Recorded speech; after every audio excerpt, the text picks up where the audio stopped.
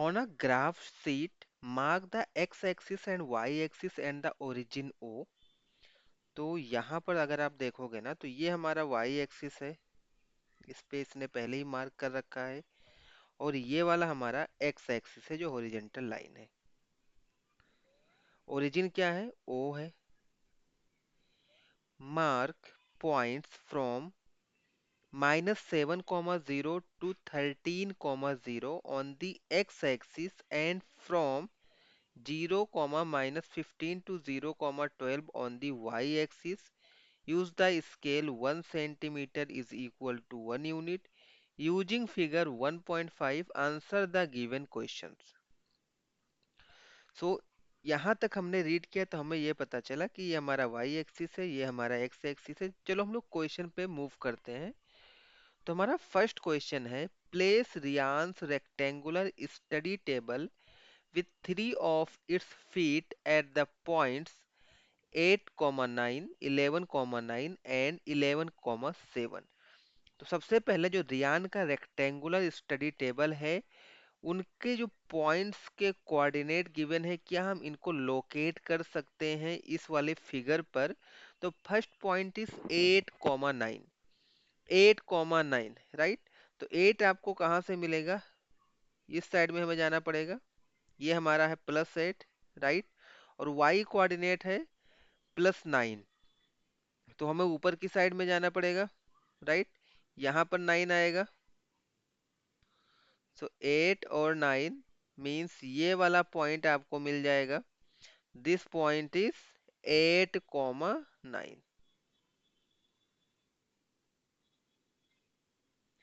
This point is 8, 9। फिर देखो 11, 9 means x coordinate हमारा 11 है, तो हमें कहाँ पे मूव करना पड़ेगा? यहाँ पर आना पड़ेगा। और 9 है y कोऑर्डिनेट, मीन्स ये वाला हमारा पॉइंट हो जाएगा, correct. This point is 11, 9। x coordinate 11 है, y कोऑर्डिनेट 9 है। थर्ड वन इज 11, 7 मीन्स जो हमारा x कोऑर्डिनेट है वो 11 है और y कोऑर्डिनेट क्या है? 7 है, तो 7 यहाँ पर है, मीन्स ये वाला पॉइंट आ जाएगा, करेक्ट। ये तीन कोऑर्डिनेट गिवन है एक रेक्टेंगुलर स्टडी टेबल के, राइट। Third one is 11, 7। क्या हम इनको ज्वाइन कर लें? चलो इनको ज्वाइन कर लेते हैं।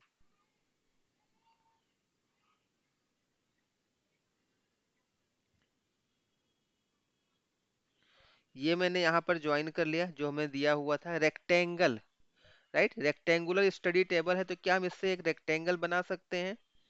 कैसे बन जाएगा? देखो, इस वाले साइड के पैरेलल हमें ये वाला साइड ड्रॉ करना पड़ेगा और इस वाले साइड के पैरेलल ये वाला साइड ड्रॉ होगा, क्योंकि रेक्टेंगल के अपोजिट साइड्स क्या होते हैं? इक्वल होते हैं, पैरेलल होते हैं। इट मीन्स हमें एक लाइन यहाँ से ड्रॉ करनी पड़ेगी, एक लाइन यहाँ से ड्रॉ करनी पड़ेगी, और जो हमारा ये वाला पॉइंट आएगा ये हमारा फोर्थ फीट होगा टेबल का। पहला जो पार्ट है इस क्वेश्चन में, देखो हमें क्या गिवन है, where will be the fourth foot of the table be. हाँ, जो अभी मैं बात कर रहा था ना इस फोर्थ फीट की, इसका कोऑर्डिनेट बताना है। हमें ये पूछ रहा है where will be the fourth, में जो आपका फोर्थ फीट है स्टडी टेबल का, वो कहाँ पर लाई कर रहा है। मीन्स हमें उसका एड्रेस बताना है, लोकेशन बताना है। तो लोकेशन हम कैसे बताते हैं? कोऑर्डिनेट ज्योमेट्री में उसके कोऑर्डिनेट बता देंगे। तो चलो देखते हैं answer of the first part of this question. Fourth foot of the table be, right. So coordinate of fourth foot of table coordinate कैसे हमें मिलता है? जो भी हमें पॉइंट गिवन है, यहां से एक्स एक्सिस पर परपेंडिकुलर ड्रॉ करो। कहां पर मीट किया? 8 पर मीट किया, इट मीन्स इसका एक्स कोऑर्डिनेट हो जाएगा 8, करेक्ट। इस पॉइंट का मुझे y कोऑर्डिनेट फाइंड आउट करना है, तो मैं क्या करूंगा, y एक्सिस पर परपेंडिकुलर ड्रॉ करूंगा, तो वो कहाँ पर मीट करेगा, 7 पर मीट करेगा, तो हमारा y कोऑर्डिनेट हो जाएगा 7। सो फोर्थ फीट का कोऑर्डिनेट क्या हो गए, 8,7। बात समझ में आई। तो ये पहले वाले पॉइंट का आंसर हो गया। सेकंड पार्ट देखो, सेकंड वाला पार्ट हमसे क्या बोल रहा है, is this a good spot for the table. हमें ये बताना है जहां पर ये टेबल प्लेस किया गया है, क्या ये करेक्ट मीन्स सही स्पॉट है टेबल को रखने के लिए, राइट। सो अगर आप देखोगे तो ये जो टेबल प्लेस किया गया है, ये एक तो ये वॉल के साइड में प्लेस किया गया है, मीन्स कॉर्नर पे, कॉर्नर पे प्लेस किया गया है, तो ये डिस्टर्ब नहीं करेगा हमारे। अगर आप अपने घर में भी देखोगे तो टेबल वगैरह को एक कॉर्नर में कहीं पर प्लेस कर देते हैं जिससे बाकी चीजें डिस्टर्ब ना हो, राइट। मतलब इसके आसपास में डोर भी नहीं है, डोर कहाँ है, यहाँ पर है, मीन्स ये कॉर्नर में प्लेस है, राइट। सो हम कह सकते हैं yes this is a good spot, correct. इसको हम लोग राइट कर सकते हैं yes this is a good spot for the table, right. Reason भी आप लिख सकते हो,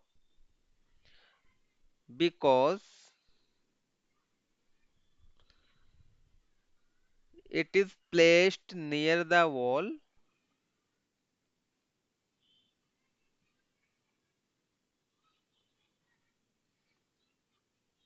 it is placed near the wall in corner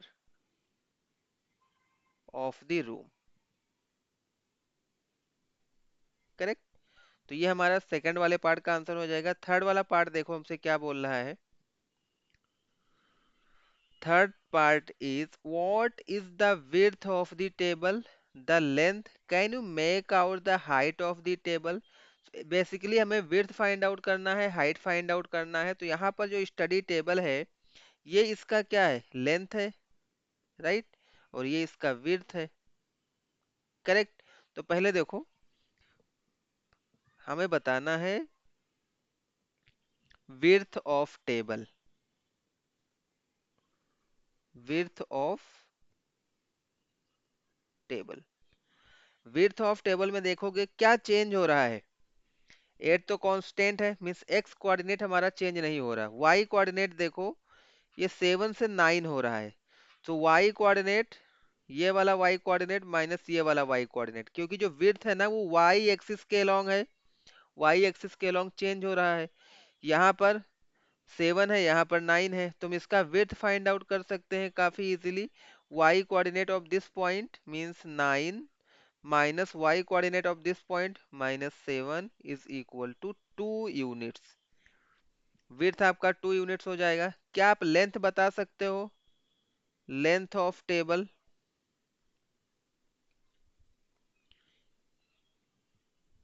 length of table अगर आप देखोगे सो ये हमारा लेंथ है, टेबल का लेंथ ये है। यहाँ पर अगर आप देखोगे ना तो y कोऑर्डिनेट में कोई भी चेंज नहीं है, चेंज कहाँ पर हो रहा है, x कोऑर्डिनेट में, राइट, क्योंकि जो हमारा लेंथ है टेबल का वो x कोऑर्डिनेट के अलोंग गिवन है। तो x coordinate of this point minus x coordinate of this point, so 11 minus 8 it will give you 3 units, right. अभी हमने लेंथ बता दिया, विड्थ बता दिया, बट क्या हम इसमें हाइट बता सकते हैं, जरा एक बार सोचो, क्या आपको इस फिगर में कहीं पर हाइट गिवन है, हाँ हाँ, हाइट नहीं गिवन है, बिकॉज ये जो हम फिगर ड्रॉ कर रहे हैं ये हमारा 2 डायमेंशनल फिगर है। कहने का मतलब है कि इसमें हम लेंथ और विड्थ ही दिखा सकते हैं, क्योंकि यहाँ पर अगर आप फिगर देख रहे हो, ये टेबल देख रहे हो, तो इसमें आपको कहीं पर दिख रहा है क्या, हाइट टेबल का नहीं दिख रहा है, क्योंकि ये टॉप व्यू दिखाया गया है। जो आपका हाउस है उसका ये टॉप व्यू है, मीन्स ऊपर से एक पिक्चर लिया गया है, वो आपको दिखाया गया है, राइट। तो इस फिगर के थ्रू, क्योंकि ये हमारा टू डायमेंशनल फिगर है, तो इस फिगर से के थ्रू हम लोग डिटरमाइन नहीं कर सकते हैं height of the table. Right, तो इसका हम आंसर राइट कर सकते हैं यहाँ पर। देखो मैं यहाँ पे राइट कर देता हूँ।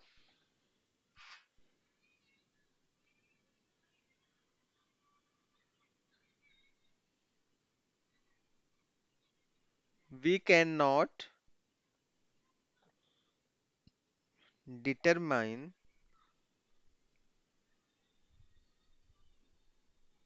height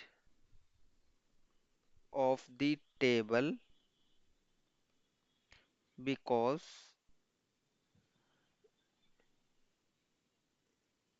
it is a 2D figure। 2D figure means two dimensional figure. Right. तो इस तरह से पहले वाले पार्ट के हमने तीनों क्वेश्चंस अटेम्प्ट कर लिए हैं। आई होप आपको समझ में आया होगा। Thanks for watching.